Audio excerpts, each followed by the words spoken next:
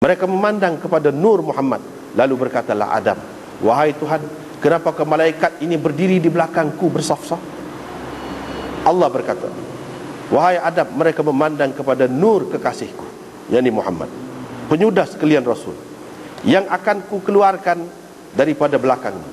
Berkatalah Adam, "Wahai Tuhan, letakkanlah nur itu di sebelah hadapanku, supaya malaikat menghadapku." Maka Allah pun meletakkannya di dahinya. Pada ketika itu, para malaikat pun berdiri menghadap wajah Adam. Lalu Adam pun berkata, "Wahai Tuhan, letakkanlah nur ini di suatu tempat yang dapat aku melihatnya." Maka Allah pun meletakkan nur Muhammad itu di jari telunjuknya. Di jari telunjuk Adam melihat kepada kecantikan nur itu, maka bertambah-tambahlah kecantikan dan serinya. Adam mendengar nur itu bertasbih dengan tasbih yang agung. Kemudian nur itu berpindah daripada Adam kepada Hawa.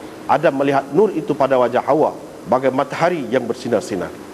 Kemudian Hawa melahirkan rasul-rasul, rasul yang mula-mula daripada anak Adam, iaitu Syith, dan begitulah seterusnya sampai kepada ayah Nabi kita Muhammad sallallahu alaihi wasallam. Ini ringkas-ringkas sebab dalam buku sudah ada.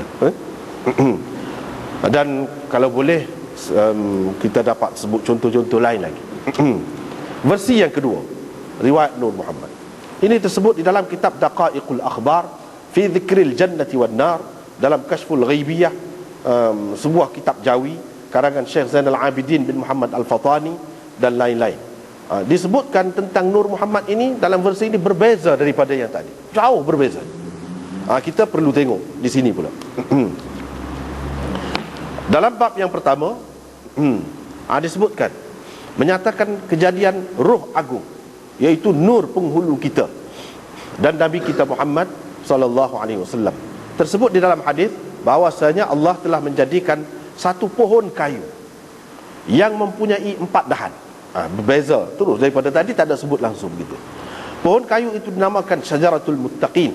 Dalam setengah riwayat tersebut Syajaratul Yaqin. Kemudian ia menjadikan nur Muhammad di dalam hijab daripada permata yang sangat putih seperti rupa burung merak, dan diletakkan burung merak itu di atas pohon tadi. Maka bertasbihlah nur itu di atas pohon tadi selama 70,000 tahun. Setelah itu Allah menjadikan cermin malu, diletakkan cermin itu berhadapan dengannya. Bila burung merak itu menilik dirinya di dalam cermin itu, dilihatnya rupanya sangat cantik dan sangat elok.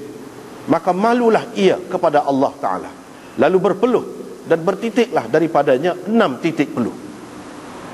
Daripada titik yang pertama Allah jadikan ruh Abu Bakar, dan daripada titik yang kedua dijadikan ruh Umar, daripada titik yang ketiga dijadikan ruh Uthman, dan daripada titik yang keempat dijadikan ruh Ali, daripada titik yang kelima dijadikan pokok bunga ros, dan daripada titik yang keenam dijadikan padi.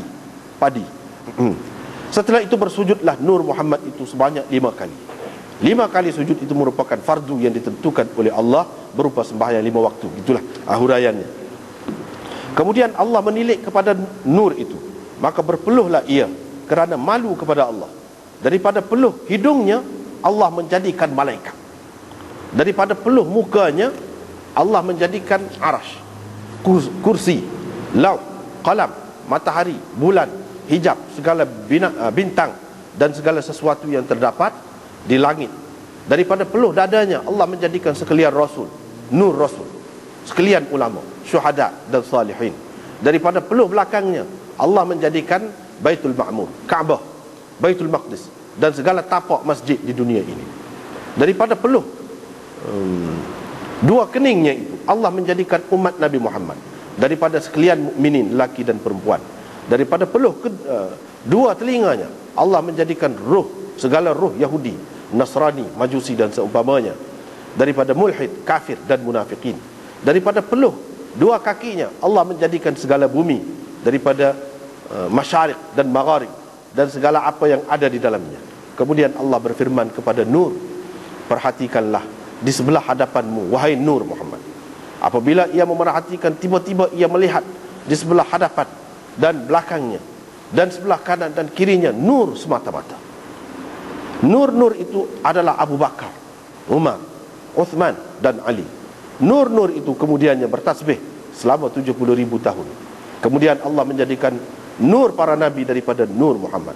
Allah menilik kepada nur Muhammad, maka dijadikannya daripada nur itu ruh-ruh mereka itu, yakni dijadikan ruh sekalian nabi itu daripada peluh nur Muhammad. Daripada peluh ruh-ruh para nabi itu dijadikan ruh-ruh umat mereka, dan dijadikan ruh orang-orang mukmin dari kalangan umat Muhammad. Daripada peluh Nabi Muhammad, maka mengucaplah sekalian mereka la ilaha illallah Muhammadur Rasulullah. Panjang juga riwayat ini. Kemudian Allah menjadikan kandil daripada aqiq yang merah. Ini lampu. Kemudian Allah menjadikan rupa Muhammad itu seperti rupanya di dalam dunia ini. Lalu diletakkan di dalam kandil itu. Maka berdirilah ia di dalam kandil itu seperti berdirinya di dalam sembahyang. Dan ruh-ruh para nabi dan lain-lain mengelilingi kandil nur Muhammad itu. Mereka semua bertasbih dan bertahlil selama 100,000 tahun. Kemudian Allah memerintahkan supaya tiap-tiap ruh itu menilik nur Muhammad itu. Ada di antaranya melihat kepalanya, maka jadilah ia khalifah dan sultan antara sekalian makhluk. Antara mereka ada yang melihat dahinya, maka jadilah ia pemerintah yang adil. Antaranya ada yang melihat dua matanya, maka jadilah ia hafiz bagi kalam Allah. Antara mereka ada yang melihat dua keningnya, maka jadilah ia pelukis. Antara mereka ada yang melihat dua telinganya, maka jadilah ia orang yang mendengar dan patuh. Antara mereka ada yang melihat dua pipinya, maka jadilah ia orang yang berbuat baik dan berakal. Antara mereka ada yang melihat dua bibir mulutnya, maka jadilah ia pembesar-pembesar di sisi raja. Antara mereka ada yang melihat hidungnya, maka jadilah ia pujangga, doktor dan penjual wangi-wangian. Ini mungkin buat kamu semua ni melihat hidung nur Muhammad. Antara mereka ada yang melihat mulutnya, maka jadilah ia orang yang berkuasa. Antara mereka ada yang melihat kakinya, maka jadilah ia orang rupawan, sama ada lelaki atau perempuan. Antara mereka ada yang melihat akan lidahnya, maka jadilah ia utusan raja-raja. Antara mereka ada yang melihat halqumnya, maka jadilah ia penasihat dan muazzin, tukang bang. Antara mereka ada yang melihat janggutnya, maka jadilah ia orang yang berjuang fi sabilillah. Antara mereka ada orang yang melihat tengkuknya, maka jadilah ia saudagar. Antara mereka ada yang melihat dua lengannya. Banyak sini ni. Jadi panjang ceritalah. Rasanya tak perlu bacalah. Itulah. Inilah yang dikatakan riwayat Nur Muhammad. Ada beberapa versi. Banyak versinya. Tak sama. Satu dengan yang lain tu tak sama. Inilah yang dikatakan Nur Muhammad. Boleh dikatakan semua orang-orang sufi, tarekat mana-mana pun, yang mendakwa ahli sunnah menerima konsep Nur Muhammad ini. Padahal dalam hadisnya tidak ada satu pun yang sahih. Yang dhaif pun tidak ada. Sebenarnya ini adalah riwayat palsu, riwayat karu, riwayat yang diada-adakan oleh orang-orang yang tidak bertanggungjawab. Kalau kita perhatikan kandungan riwayat Nur Muhammad itu, kita akan mendapati sebahagiannya adalah daripada unsur Hindu, sebahagiannya daripada unsur Buddha, sebahagiannya daripada unsur Syiah, macam-macam ada. Dan untuk melebihkan Khulafaur Rasyidin disebut pula Abu Bakar, dikaitkan pula dengan Abu Bakar, Umar, Uthman. Itu. Padahal riwayat ini tidak ada. Saya telah bincangkan tentang Nur Muhammad ini dalam buku ini, dan menyebutkan paling dikatakan ada riwayat ini, paling tinggi dikatakan ada di dalam kitab Musannaf Abdul Razak. Tapi kalau kita lihat dalam Musannaf Abdul Razak tidak ada pun. Riwayat itu tidak ada pun. Hanya didakwa saja.